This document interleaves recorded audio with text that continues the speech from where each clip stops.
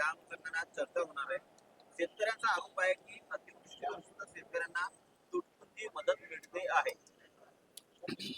महाराष्ट्राच्या इतिहासामध्ये अतिवृष्टी आणि महापुरामध्ये जी काही मदत दिली आहे ती खऱ्या अर्थानं भाऊभाऊच्या सरकारनं ऐतिहासिक अशी मदत शेतकऱ्यांना दिलेली आहे.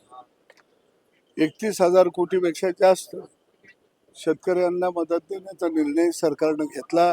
बहुतांश रक्कम शेतकऱ्याच्या खात्यावरती जमा झालेली आहे. राहिलेली रक्कम सुद्धा शेतकऱ्याच्या खात्यावरती जमा होईल. आणि म्हणून मला वाटतं की अतिवृष्टीमधल्या आणि महापुरामधल्या अडचणीत सापडलेल्या शेतकऱ्याला यापूर्वीच्या कोणत्याही सरकारनं वेगवेगळ्या पद्धतीनं मग जमीन खरडून गेलेली असेल, जनावरं मयत झालेली असतील, पिकांचं नुकसान झालेलं असेल, विहीर गाळानं भरलेले असतील, यामध्ये मोठ्या पद्धतीनं मदत देण्याचा प्रयत्न सरकारनं केलेला आहे.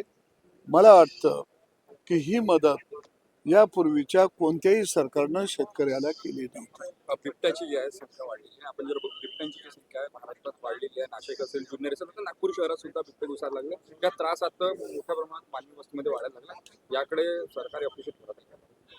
निश्चितच महाराष्ट्रातला शेतकरी आसमानी संकटाचा सामना करत आहे आणि त्याच्या जोडीला वन प्राण्यांचं संकट महाराष्ट्रातल्या शेतकऱ्यावरती मोठ्या प्रमाणामध्ये ओढवलेलं आहे. नाशिक जिल्हा असेल, पुणे जिल्हा असेल, जुन्नर सारख्या तालुक्यामध्ये बिबट्यानं त्या ठिकाणी अनेकांचे बळी घेतलेले आहेत. महाराष्ट्रामध्ये अनेक ठिकाणी अशा घटना घडलेल्या आहेत. या राज्याचे वनमंत्री खऱ्या अर्थानं चांगल्या पद्धतीनं या ठिकाणी या संदर्भामध्ये दखल घेऊन काम करत आहेत.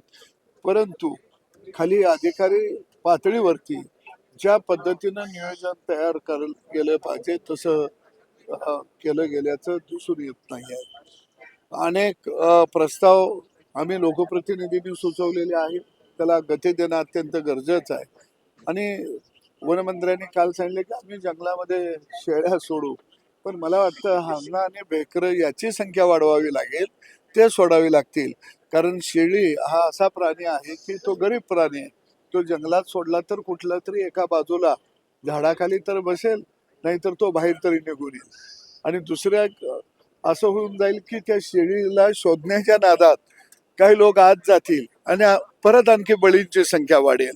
आणि म्हणून मला वाटतं की त्याच्या बाबतीमध्ये सकल विचार होणं अत्यंत गरजेचं आहे.